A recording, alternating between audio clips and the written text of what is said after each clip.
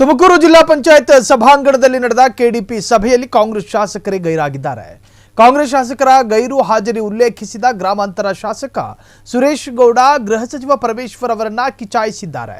BJP JDS ಶಾಸಕರುಗಳು ಬಿಟ್ಟರೆ ಜಿಲ್ಲೆಯ ಯಾವ ಶಾಸಕರುಗಳು ಕೂಡ ಹಾಜರಿಲ್ಲ.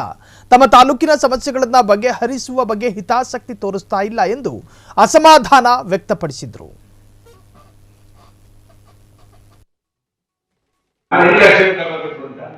ಅವಾಗ ಅದು ಎಲ್ಲ ಕಡೆ ನೋಡ್ಬಿಟ್ಟು ಒಬ್ಬ ಸನ್ಯಾಸಿ ಇದ್ದಂತೆ. ಆ ಸನ್ಯಾಸಿಯನ್ನು ನೋಡಿ ನಿಂತ್ಕೊಳ್ತಂತೆ. ಆ ಸನ್ಯಾಸಿ ಹತ್ರ ನಿಂತ್ಕೊಂಡ ತಕ್ಷಣ ಅದು ಸುಮ್ಮನೆ ಇದ್ದಂತೆ, ಏನೋ ತೊಂದರೆ ಮಾಡ್ತಾರೆ. ಆ ಸನ್ಯಾಸಿ ನ್ಯಾಯ ಕೊಡ್ಬಿಟ್ಟಂತೆ. ಅದು ರಾಜನ ಹತ್ರ ನ್ಯಾಯ ಕೊಡ್ಬೇಕಂತೆ. ಸರಿ, ರಾಜ ಯೋಚನೆ ಮಾಡಿ ಸನ್ಯಾಸಿ ಕರ್ಸದಂತೆ. ಕರ್ಸ್ಬಿಟ್ಟು ಯಾಕೆ ನ್ಯಾಯ ಕೊಡಿದಾಗ ಏನು ತಪ್ಪು ಮಾಡಿದ್ರು ಅಂತ. ಆಯ್ತು, ಇವರಿಗೆ ಪನಿಷ್ ಮಾಡ್ಬೇಕು ಗೊತ್ತಾಗಿಲ್ಲ ರಾಜನಿಗೆ, ಸನ್ಯಾಸಿ ತಪ್ಪು ಮಾಡಿದ್ರೆ ನ್ಯಾಯ ಕೊಟ್ಟಿದ್ದಾರೆ ಅಂತ. ಸರಿ, ಏನ್ ಪನಿಷ್ ಮಾಡ್ಬೇಕಂತ ನಾಯಿನೇ ಕೇಳ್ತಾರಂತೆ. ನಾಯಿ ಹೇಳ್ತಂತೆ, ಇವರೊಂದು ದೇವಸ್ಥಾನ ಇರ್ತಂತ, ನೀವೇ ಮಾಡ್ಬಿಡು ಆಡಳಿತಾಧಿಕಾರಿ ಅಂತ. ಆಯ್ತು ಅಂತೇಳಿ ಅವರ ಅರಮನೆ ಇದಕ್ಕೆ ದೇವಸ್ಥಾನಕ್ಕೆ ನಾಳೆ ಮೆರವಣಿಗೆ ಮಾಡಿ ಕಳಿಸ್ತಂತೆ.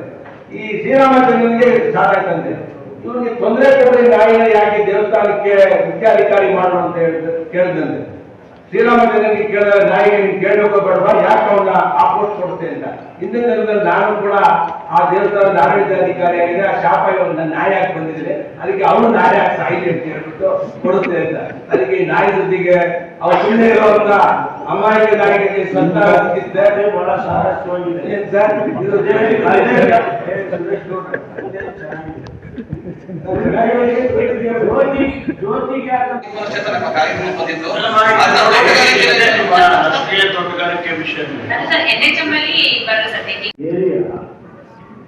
ಸಿಗುತ್ತೆ. ಯಾಕಂದ್ರೆ ನಮಗೆ ಈಗ ಕೇರಳದಲ್ಲೂ ಕೂಡ ಒಂದು ಹಾರ್ಟಿಕಲ್ಚರ್ ಇದರಲ್ಲಿ ಒಂದು ಕೋಕೋನಟ್ ಕ್ಷಣ ಕ್ಷಣದ ಸುದ್ದಿಗಳಿಗಾಗಿ ಫ್ರೀಡಂ ಟಿವಿ ಸಬ್ಸ್ಕ್ರೈಬ್ ಮಾಡಿ, ಲೈಕ್ ಮಾಡಿ ಹಾಗೂ ಫಾಲೋ ಮಾಡಿ.